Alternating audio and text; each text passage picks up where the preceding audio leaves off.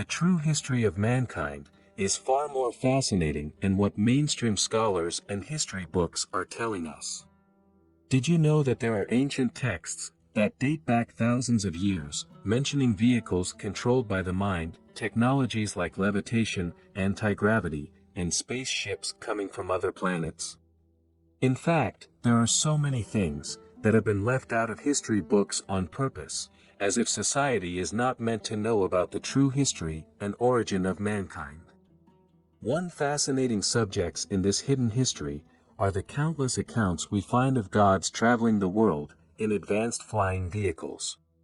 Accounts of beings coming down from the heavens in what are described as powerful technological machines that produced fear-inducing sound while making the ground shake like a million earthquakes and spitting fire are descriptions that many of us would attribute to rocket or space shuttle launches or landings.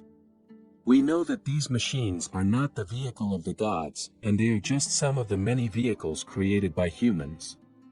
However, if we were to travel back in time, 2,000 or 3,000 years, and witness the same thing, how would we react? Imagine yourself seeing a reusable rocket land for the first time ever 3,000 years ago. What would you say? What would you do? Would you not say it must be the work of gods, because until that moment you've never seen anything like that? You were unaware of technology beyond sticks and stones. Such an event must have been life-changing for anyone witnessing it. Curiously, similar accounts can be found all across the planet, where ancient civilizations witnessed how the gods came down from heaven, riding dragons, which spit fire and smoke, or mighty chariots that could sail across the sky. Thousands of years ago, people faced forces beyond their understanding. Hence, mankind produced a mythology based on all of these fascinating events. But what if these ancient mythologies are not just mythologies, but perhaps a great ancient history source? In ancient times, it was universally accepted that human civilization was a gift from the gods. Whether you look in ancient Egypt, Mesopotamia, Greece, Scandinavia, India, China, Africa, America, or elsewhere, most ancient cultures believed that the gods brought them the necessary technology to develop as a civilization. They brought them agriculture, writing, medicine, and everything else worth having. The mythology of the Eskimos says that the first tribes were brought north, who were brought there by divine beings who flew them on board machines with bronze wings. The oldest sagas of the Native Americans mention of Thunderbird that introduced fire and fruit to them. What if ancient civilizations misinterpreted alien visitors and called them gods? The ancient Mongolian cultural narrative that recounts mythology and history, called the Pope, tells us that the gods were able to recognize everything, the universe, the four cardinal points of a compass, and even the round shape of the earth. So does it not make you wonder what were the Eskimos talking about when they were referring to metal birds? Why do the Indians mention a thunderbird? How were the ancestors of the ancient Mayans able to deduce that the earth was round? If we look at ancient India, we will discover what many are referring to as the most fascinating ancient texts of all time. Ancient India has one of the most extensive histories in the world, and their greatest ancient texts, called the Vedas, are one of the greatest ancient writings on our planet. Interestingly, these ancient texts, which date back thousands of years, talk about flying ships that visited our planet 6,000 years ago. Compass Denver Dick Sanskrit. The texts constitute the oldest layer of Sanskrit literature and the oldest scriptures of Hinduism.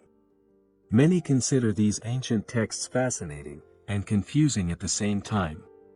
There is a mass of incredible information about flying machines, even fantastic science fiction weapons, that can be found in translations of the Veda scriptures, Indian epics, and other ancient Sanskrit texts. In all of these ancient texts we encounter the flying vehicles used by the gods, which are called Vimana. The word Vimana is Sanskrit and has multiple meanings. What is interesting is that in modern Hindu language, the word Viman means aircraft. While there are many who oppose the existence of the Vimana, millions of people around the world are concerned that thousands of years ago ancient mankind was visited by incredible flying machines piloted by ancient alien visitors.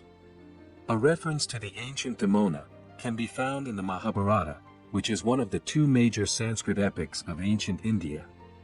At Rama's behest, the magnificent chariot rose up to a mountain of cloud, with a tremendous din.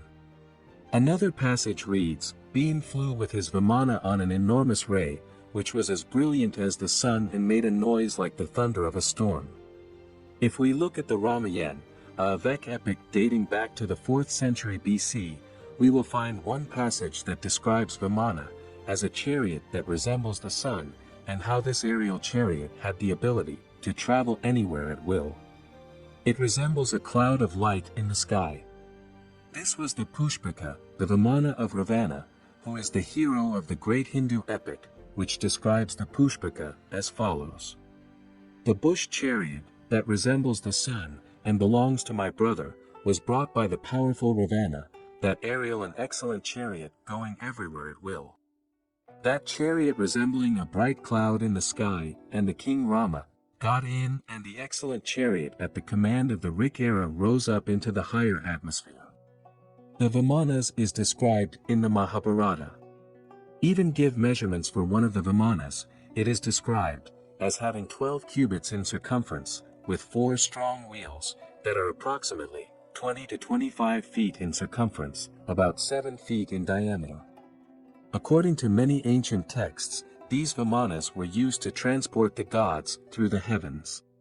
The ancient text, called the Vimanika Shastra or the science of aeronautics, mentions incredible details of vehicles controlled by the mind, thanks to a lost technology which was accessed by ancient cultures. But not only do these fascinating writings mention vehicles controlled by the mind, they detail fascinating technologies, like levitation and anti-gravity, futuristic technologies that were present on Earth over 6,000 years ago. Many researchers consider the sacred book of the Vimanika Shastra as a guide to spaceships and interstellar travel. In this incredible ancient text, there is a description of a Vimana as following. An apparatus, which can go by its own force, from one place to place, or globe to globe. To understand what the Vimanika Shastra is telling us, we turn to a well-known Sanskrit scholar, called Dr. Raghavan, who has written over 120 books and 1,200 articles, and won the Academy Award for Sanskrit in 1966. Dr. Raghavan points out the following. The text's revelations become even more astounding. 31 parts of which the machine consists are described, including a photographing mirror underneath. The text also enumerates 16 kinds of metal that are needed to construct the flying vehicle, but only 3 of them are known to us today. The rest remain untranslatable. According to Dr. Raghavan, these fascinating ancient Indian texts speak about humans that lived on other planets and alien beings that visited our ancestors thousands of years ago. Dr. Raghavan is quoted saying the following.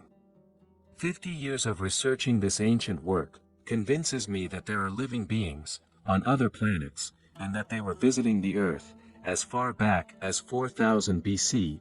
There is just a mass of fascinating information about flying machines, even fantastic science fiction weapons, that can be found in translations of the Vedas, scriptures, Indian epics, and other ancient Sanskrit texts.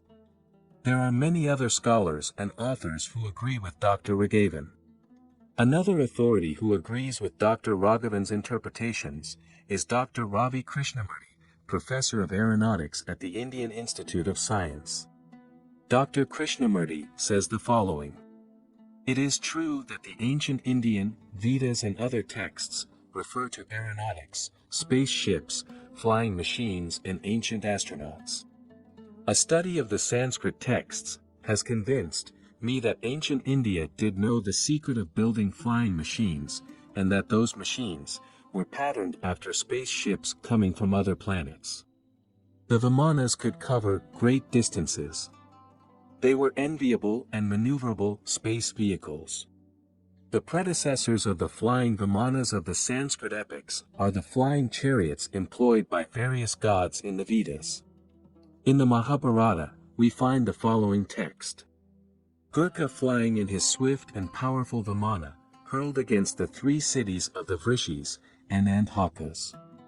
A single projectile, charged with all the power of the universe, an incandescent column of smoke and fire, as brilliant as 10,000 suns, rose in all its splendor. It was the unknown weapon, the iron thunderbolt, a gigantic messenger of death, which reduced to ashes the entire race of the richness and Andhakas.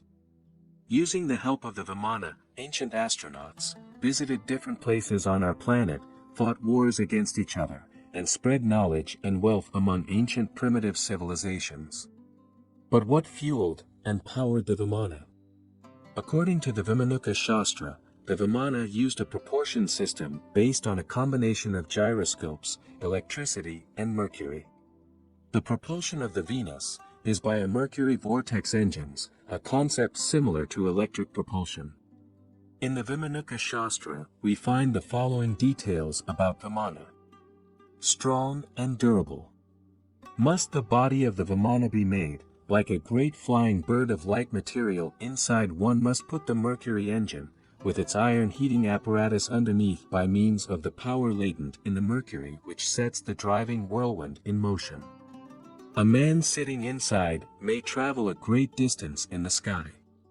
The movements of the Vimana are such that it can vertically ascend vertically. Descend moves slanting, forwards and backward. With the help of the machines, human beings can fly in the air, and heavenly beings can come down to earth. However, many people argue that a far greater, more accessible and free power source was available to the ancient demonic craft. It is noteworthy to mention that a couple of years ago, Chinese researchers discovered ancient Sanskrit documents in Lhasa, Tibet, dating back thousands of years. The ancient texts were sent to Indian scholars for translation. What they discovered was absolutely shocking. According to Dr. Ruth Rayna, the translated texts allegedly are blueprints for the construction of interstellar spaceships.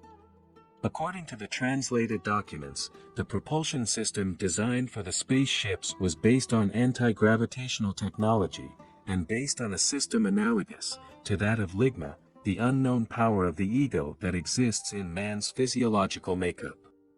A centrifugal force strong enough to counteract all gravitational pull. Interestingly, according to Hindu yogis, the mysterious lady metaphors is what enables people to levitate. Dr. Rayna explained that on board these machines, which were called asterisks, the builders of the crafts could have sent a detachment of men to any planet. The manuscripts, however, do not mention how interplanetary communication was achieved, but they do mention a trip from the Earth to the Moon, though it is unclear whether the trip was just planned or actually carried out. However, one of the great Indian epics, the Ramayana, does have a highly detailed story in it, of a trip to the moon in a Vimana or Astra, and in fact details a battle on the moon with an Asvan ship or Atlantean airship. Indian scientists were extremely reserved about the value of these documents, but became less so when the Chinese announced that certain parts of the information were being studied for inclusion in their space program. But can we actually reverse engineer ancient technology? Well, depends on what you think is possible. Interestingly, the law of the Babylonians, that Kapha unambiguously states the following. The privilege of operating a flying machine is great. The knowledge of flight is among the most ancient of our inheritance, is a gift from those from upon high. We received it from them, as a means of saving many lives. Here are the thoughts of Professor Cangelosi Observations of the Myths Urona, which talks of flying cities made for demons, and blazing and destructive arrows. He explained them with the following statement. The Pushpika of the Mona was a gigantic plane, the size of a large city, entirely capable of holding unlimited numbers of people. 3 flying cities were made for, and were used by the demons. One was in a stationary orbit in the sky, another, moving in the sky, and one was permanently stationed on the ground. These were docked like modern spaceships in the sky, and at a fixed latitude and longitude. Shiva's arrow obviously referred to a blazing missile, fired from a satellite specially built for the purpose. Vestiges of one-time prosperous civilization destroyed in battles flickered through these legends. But is it possible that the ancient Vimanas were built so they could access the planet's natural energy? What if thousands of years ago, ancient flying machines used Earth's natural energy to charge and reload? Is it possible that ancient monuments, like pyramids, were in fact giant energy transmitters that fueled the ancient Vimana and other technology with extraterrestrial origin? Interestingly, stone, like metal, can be charged, and is able to carry out electrical charges. What if ancient sites on Earth were specifically placed on so-called magnetic vortexes or electrified lines? What if there is a far greater meaning to the countless number of ancient Indian pyramids, monoliths, megalithic statues, obelisks and totems? And what if all of these structures, not only from ancient India, but different civilizations around the world, had a special scientific purpose to transmit vast amounts of energy? Many researchers argue that intricate ancient stonework, attributed to the Incas, Egyptians, East Indians, Malayans and other ancient civilizations, has a specific purpose and was not only aesthetic in nature. It is noteworthy to mention that many consider the Great Pyramid of Giza as one of the best examples of ancient energy machines. It was a Tesla-like power plant, created thousands of years ago. It was a huge ancient structure that was capable of using the Earth's natural properties in order to create or produce a great amount of energy. This energy is believed to have been used by the ancient Egyptians and other cultures. This theory, however, has been firmly rejected by mainstream scientists. If we approach the history of ancient civilizations from another perspective, we will encounter that ancient civilizations around the globe were in fact extremely sophisticated and used advanced technologies thousands of years before mainstream science reinvented them. These advanced technologies were present in ancient Egypt, ancient Sumeria, and in North Central and South America. Electricity, electrochemistry, electromagnetic technology, metallurgy, advanced engineering, including hydrogeology, chemistry, physics and advanced forms of mathematics and astronomy, were all used thousands of years ago to great extents. Thank you for watching. Please give us a like and don't forget to subscribe.